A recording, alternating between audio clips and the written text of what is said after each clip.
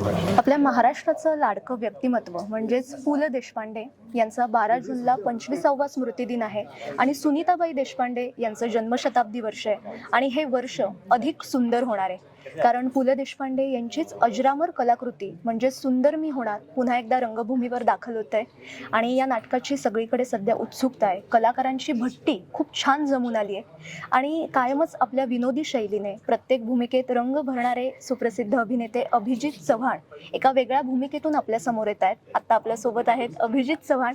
नमस्कार दादा. साप्ताहिक विवेक मध्ये मी तुमचं खूप मनापासून स्वागत करते. थँक्यू. काय सांगाल, सुंदर मी होणार सारखी एक इतकी छान कलाकृती आणि तुमची भूमिका काय त्याविषयी आम्हाला सांगा. मी स्वतःला भाग्यवान समजतो, नशीबवान समजतो की माझी जी काही छोटीशी कारकीर्द आहे त्याच्यामध्ये मला पुलंचं नाटक करायची संधी मिळाली. त्यांचे शब्द साकारायची प्रेक्षकांसमोर मला संधी मिळाली. मी खूप स्वतःला नशीबवान समजतो आणि मी समजतो की ही खूप मोठी जबाबदारी आहे माझ्यावरती आणि ती जबाबदारीनेच मी ते शिवधनुष्य पेल्याचा प्रयत्न करतोय. प्रेक्षकांचा जर उत्तम प्रतिसाद लाभला तर नक्की यशस्वी होईन मी. आणि ह्या नाटकात मधला जो सगळ्यात कठीण रोल आहे महाराज, तो रोल मी साकारतोय आणि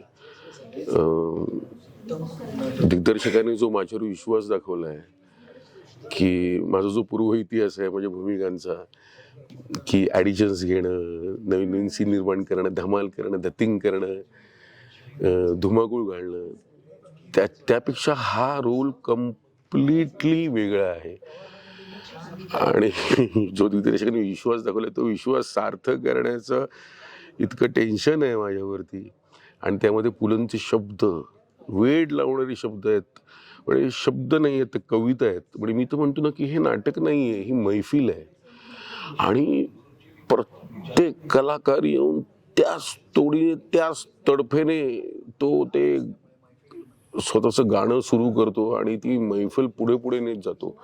असे सगळे तगडे कलाकार आहेत या नाटकामध्ये आणि प्रेक्षकांना इतका आनंद मिळणार आहे, तृप्त मनाने घरी जाणार आहे, तृप्त मनाने की आज काहीतरी छान सुंदर निर्मळ कलाकृती बघितल्याचं समाधान मिळणार आहे त्यांना, याचं मी तुम्हाला खात्री देतो.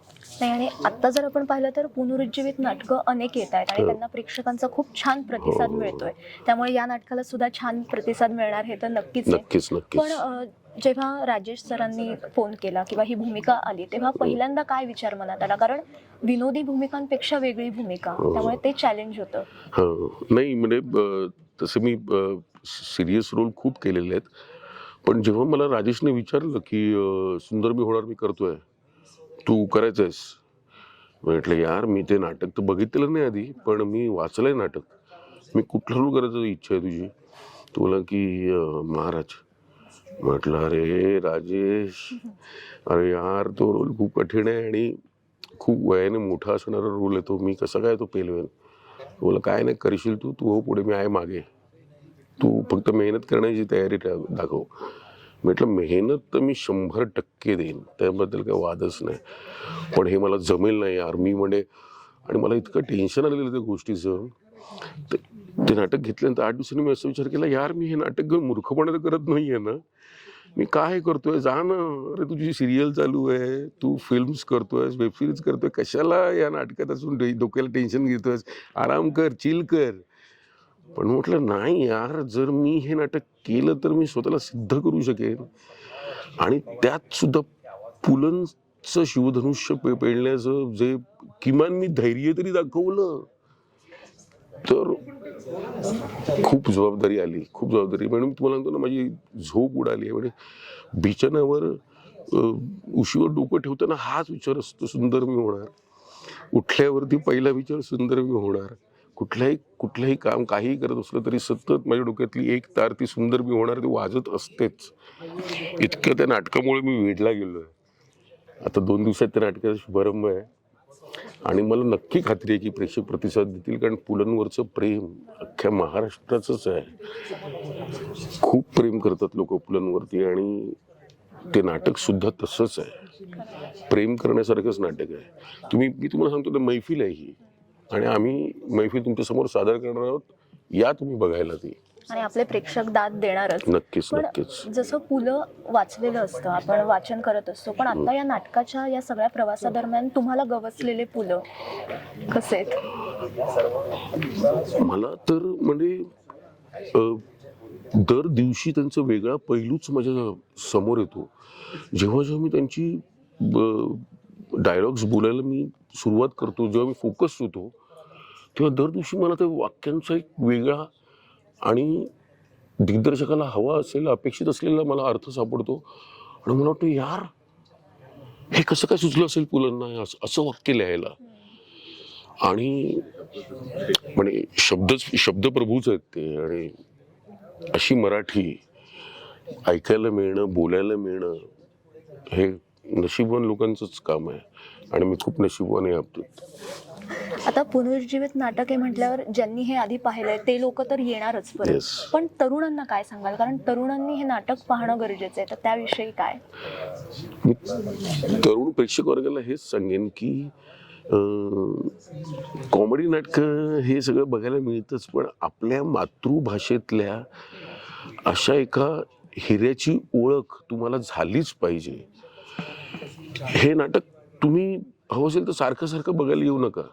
आपण मैफिल सारखी सारखी बघायला जात नाही. आपण एकदाच मैफिल बघतो आणि मग ती 2 महिने त्या मैफिलीची आठवणी काढत बसतो. तसं हे नाटक आहे. तर तुम्ही ते प्रत्येकाने एकदा हे नाटक बघितलंच पाहिजे.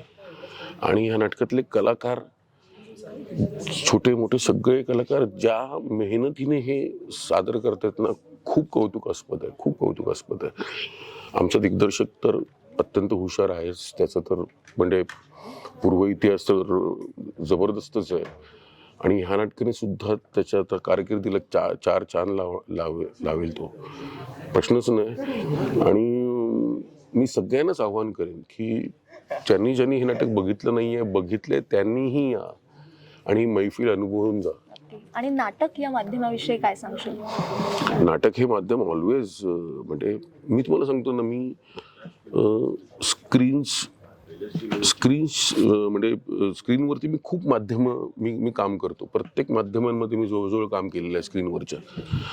पण नाटक हे असं माध्यम आहे ना की कलाकाराला त्यातनं ना आंतरिक समाधान मिळतं, मानसिक समाधान. आणि मला वाटतं ना ते खूप महत्त्वाचं आहे. कारण पैसे तर मी कमवतोच आहे, सिरियल्स करून, ॲड्स करून, वेब सिरीज करून, सिनेमा करून. पण जेव्हा माझी समाधानाची गोष्ट येते, आता मी जेव्हा 2 वर्षापासून मी मकरंद देशपांडेंचं नाटक करतोय हिंदी, मनुष्य नावाचं. म्हणजे ते नाटक केल्यावर इतकं समाधान मिळतं ना, ते नाटक जेव्हा संपतं ना तेव्हा वाटतं की यार आपण काहीतरी केलं. आणि ही भावना, हे समाधान फार महत्वाचं आहे. मी म्हणतो कलाकाराला जो समाधान मिळतं ना, ती फार मोठी गोष्ट असते. आणि माझ्या तर मते कलाकारांना असमाधानीच राहावं नेहमी. पण हे जे समाधान आहे ना की यार आपण काहीतरी कॉन्ट्रीब्युशन देतोय या सगळ्यामध्ये, काहीतरी खरं काम करतोय आपण, तर ते समाधान खूप महत्वाचं आणि खूप मोठं आहे कलाकारासाठी. आणि कलाकारांसाठी नाटक जेवढं जवळचं आहे तेवढं प्रेक्षकांसाठी सुद्धा असतं. म्हणून प्रेक्षकांचं प्रेम एवढं नाटकाला मिळतं. आणि खरंच अभिजित दादा, खूप खूप मनापासून धन्यवाद. थँक्यू. आणि तुम्हाला सगळ्यांना शुभेच्छा. थँक्यू. खूप खूप धन्यवाद. आपल्यावर कंटेंटचा इतका मारा होतोय, पण त्यात एक निर्मळ सुंदर कलाकृती अनुभवण्याचा योग किंवा अनुभवण्याची संधी आत्ता आपल्याला आलेली आहे. तर ही संधी आपण अजिबात सोडायची नाहीये. 12 जूनपासून सुंदरमी होणारचे प्रयोग संपूर्ण महाराष्ट्रभर होणार आहे. तर आपण नक्की या प्रयोगांना आपली उपस्थिती लावूया. धन्यवाद. धन्यवाद.